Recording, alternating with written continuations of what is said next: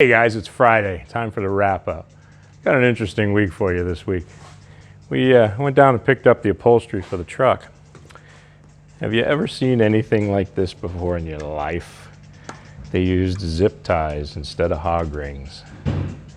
I am blown away. The things that come across just absolutely amaze me. But we'll have to see if we can't find somebody better to take care of that for us. And we got Todd over here working on the 66. Made some pretty big steps this week. Where you at, Todd? Well, we got all the wirings done, front to back. Only thing we got left is put the battery in it and hang some exhaust. We'll be firing it off. Steering columns in. Steering columns in, steering wheels on. We've mocked up the seat, took it back out, located where the shifter needs to go. So we've got the shifter.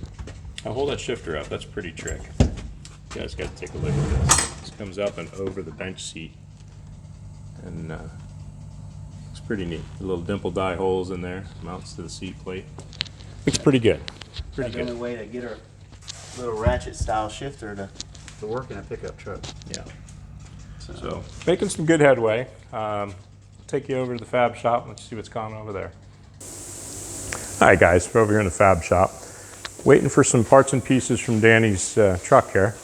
We'll get moving on that. He ordered a few little patch panels and so on for that.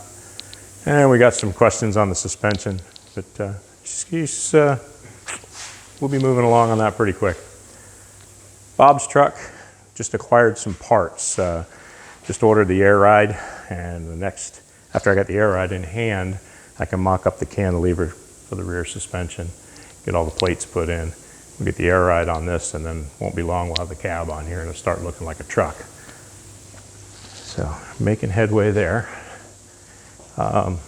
This was a rough week this week. I spent 3 days with doctor's appointments, so I was in and out of the shop.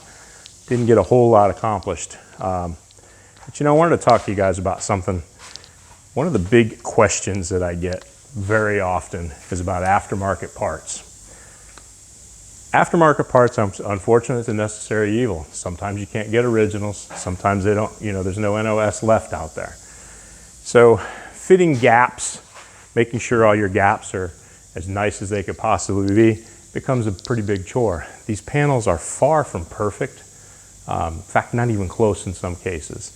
So if you really want a nice gap, there are times where you have to peel back the fold in the back side of the door, say. You're going to cut that inner channel and then refold that edge. It takes a lot of time to do that. But this door, for example, we were very lucky it was only the bottom edge.